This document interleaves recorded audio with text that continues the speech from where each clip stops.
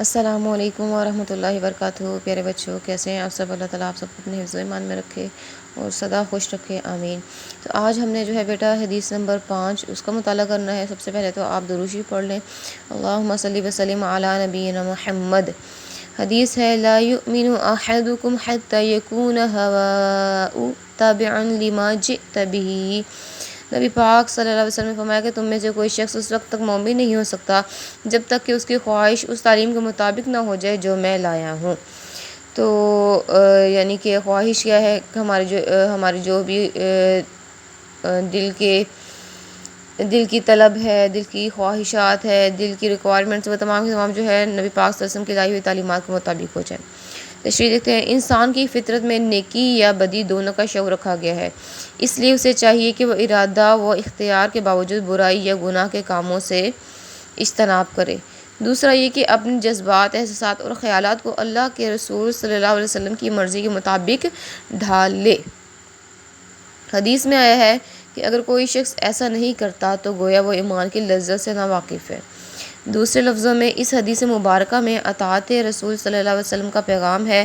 اللہ تعالیٰ نے بھی فرمایا ہے، جس نے میرے نبی پاک صلی اللہ علیہ وسلم کی اطاعت کی اس نے گویا میری اطاعت کی۔ تو اس کے اندر کچھ چیزیں میں کی، سب سے پہلے تو یہ چیز کہ انسان کے جو فطرت ہے وہ کیسی ہے۔ پہلا جو پوائنٹس یہ بنے گا انسان کی فطرت۔ اس کے بعد جو ہے یہ آپ بنا سکتے ہیں کہ ہماری خواہشات نفس کا جو ہے نبی پاک صلی اللہ علیہ وسلم کے تابع ہونا۔ اس کے بعد جو ہے ایمان کی لذت، اور نیکسٹ پوائنٹ ہے کہ اطاعت رسول صلی اللہ علیہ وسلم کا حکم۔ تو دیکھیں، اللہ سبحانہ وتعالیٰ نے جو ہے وہ انسان کو جو ہے نبی پاک صلی اللہ علیہ وسلم کی جو اطاعت و فرما برداری کا حکم دیا ہے۔ اب اطاعت و فرما برداری صرف زبان کا نام نہیں ہے، بلکہ اس کو عملاً جو ہے وہ کرنا یہ ضروری ہے، کیونکہ قول و فعل کے اندر تضاد ہوگا اگر، تو پھر وہ چیز جو ہے وہ اطاعت نہیں کہلائے گی۔ اگر ہم یہ کہتے ہیں کہ ہمیں جو ہے فلاں بندے سے محبت ہے اور ہم اس کی بات نہیں مانتے، اس کے کہنے کے مطابق عمل نہیں کرتے، تو ہمارا یہ کہنا، ہماری محبت کا یہ لفظ استعمال کرنا فضول ہے۔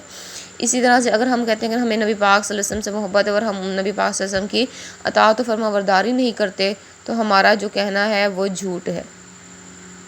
اسی طرح سے دیکھیں، اللہ سبحانہ وتعالیٰ نے جیسے کہ کیا فرمایا سورۃ الحشر کی آیت نمبر 7 میں کہ وَمَا آتَاكُمُ الرَّسُولُ فَخُذُوهُ وَمَا نَهَاكُمْ عَنْهُ فَانْتَهُوا، کہ رسول اللہ صلی اللہ علیہ وسلم جو تمہیں دیں اسے لے لو، اور جس چیز سے تمہیں منع کریں اس سے باز آ جاؤ۔ اسی طرح سے ایک جگہ پہ اللہ سبحانہ وتعالیٰ نے فرمایا مَن یُطِیعِ الرَّسُولَ فَقَدْ أَطَاعَ اللَّهَ، کہ جس نے جو ہے نبی کی اطاعت کی اس نے گویا میری اطاعت کی۔ یعنی کہ نبی پاک صلی اللہ علیہ وسلم کی اطاعت کرنا اس طرح جیسے کہ ہم اللہ سبحانہ وتعالیٰ کی جو ہے وہ اطاعت و فرما برداری کر رہے ہیں۔ اسی طرح سے نبی پاک صلی اللہ علیہ وسلم نے جو ہے خطبہ حجۃ الوداع کے اندر بڑی ہی خوبصورت بات بیان فرمائی تھی۔ قال رسول اللہ صلی اللہ علیہ وسلم ترکت فیکم شیئین لن تضلوا بعدہما کتاب اللہ و سنتی۔ نبی پاک صلی اللہ علیہ وسلم فرمایا تھا، میں تمہارے درمیان 2 چیزیں چھوڑ کے جا رہا ہوں، جو انہیں تھامے رکھے گا وہ کبھی بھی گمراہ نہیں ہوگا۔ کیا ہے؟ ایک کتاب اللہ، اللہ تعالیٰ کی کتاب قرآن مجید، اور دوسری میری سنت یعنی کہ حدیث مبارکہ۔ اگر ہم چاہتے ہیں کہ ہم جو ہے گمراہی سے بچ جائیں، فلاح بہبود ہمارا نصیب ہو جائے، تو ہمیں جو ہے ایک قرآن پاک اور دوسرا جو ہے حدیث مبارکہ کی تعلیمات کو لازم جو ہے اس کو پکڑنا ہوگا۔ اسی طرح سے ایک اور جگہ پہ جو ہے وہ نبی پاک صلی اللہ علیہ وسلم فرمایا کہ جسے میری سنت سے محبت کی گویا اس نے جو ہے وہ مجھ سے محبت کی۔ اگر ہم نبی پاک صلی اللہ علیہ وسلم سے محبت کرتے ہیں تو اس کا عملی مظاہرہ کس طرح سے ہوگا کہ نبی پاک صلی اللہ علیہ وسلم کی سنت سے محبت کرنا، جو نبی پاک صلی اللہ علیہ وسلم کی سنتیں ہیں انہیں اپنانا، تبھی جا کر جو ہے وہ ہم اپنے ایمان کی گواہی دے سکیں گے، تبھی ہم جو ہے نبی پاک صلی اللہ علیہ وسلم سے جو ہے وہ محبت کا اقرار کر سکیں گے۔ اقرار اسی طرح سے ہوگا کہ اگر ہم اس کے مطابق عمل بھی کریں گے۔ اسی طرح سے اللہ سبحانہ وتعالیٰ نے یہاں پہ ہمیں ایک چیز جو ہے قرآن پاک دی اور اس کے مطابق جو ہے اپنی زندگی کو ڈھالنے کا حکم بھی دیا ہے۔ اسی طرح سے نبی پاک صلی اللہ علیہ وسلم نے بھی ہمیں اسی چیز کی طرف جو ہے وہ رہنمائی کی ہے کہ اگر تم قوی مومن بننا چاہتے ہو، اچھے مومن بننا چاہتے ہو، مکمل مومن بننا چاہتے ہو، تو تمہیں جو ہے اپنی تعلیمات کو اس کے مطابق ڈھالنا ہوگا جو میں لایا ہوں، یعنی کہ قرآن اللہ تعالیٰ کی طرف سے اور جو حدیث نبی پاک صلی اللہ علیہ وسلم کی سنت مطہرہ ہے۔ تو اسی طرح سے میں نے کچھ کوسچنز آپ کے لیے اس میں سے اخذ کیے ہیں۔ پہلا سوال ہے، کسی شخص کے مومن ہونے کے لیے کیا ضروری ہے؟ حدیث سے ثابت کریں۔ تو آپ یہ والی حدیث جو کوٹ کر دیں گے، تم میں سے کوئی شخص مومن نہیں ہو سکتا جب تک اس کی خواہش اس تعلیم کے مطابق نہ ہو جائے جو میں لایا ہوں۔ اس کے بعد آپ لکھیں گے مومن ہونے کے لیے ضروری ہے کہ اپنی خواہشات کو نبی پاک صلی اللہ علیہ وسلم کی تعلیمات کے مطابق ڈھال لیا جائے۔ اگلا سوال ہے کون شخص جو ہے ایمان کی لذت سے ناواقف ہے؟ تو یہاں پر ہے کہ کون سا شخص جو ہے ایمان کی لذت سے ناواقف ہے؟ تو یہاں پر دیکھیں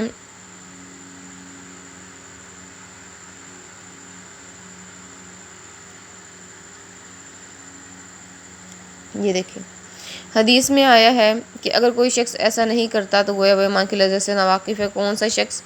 وہ شخص جو اپنے احساسات، جذبات، خیالات کو اللہ تعالیٰ کے رسول صلی اللہ علیہ وسلم کی مرضی کے مطابق ڈھال لے۔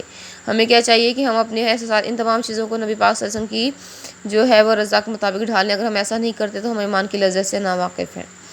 اسی طرح سے مدرسہ بالا حدیث میں کس بات کو حکم دیا گیا ہے؟ مدرسہ بالا حدیث میں جو ہے وہ اللہ تعالیٰ کی کتاب اور نبی پاک صلی اللہ علیہ وسلم کی سنت کے اوپر عمل کرنے کا حکم دیا گیا، کیونکہ لما جئت بہ کے اندر دونوں چیزیں آ جاتی ہیں، قرآن اور حدیث۔ اسی طرح سے آگے ہے لما جئت بہ سے کیا مراد ہے؟ تو لما جئت بہ سے مراد یہاں پہ قرآن و حدیث کی تعلیمات ہے۔ اس کے بعد رسول اللہ صلی اللہ علیہ وسلم سے متعلق اطاعت رسول اللہ صلی اللہ علیہ وسلم سے متعلق آیت کا ترجمہ لکھیے۔ تو یہاں پہ یہ دیکھیں یہ آیت جس نے میرے نبی صلی اللہ علیہ وسلم کی اطاعت کی اس نے گویا میری اطاعت کی۔ یہ آیت مبارکہ آپ اس کے اندر کوٹ کر دیں گے۔ جزاکم اللہ خیر۔ السلام علیکم ورحمۃ اللہ وبرکاتہ۔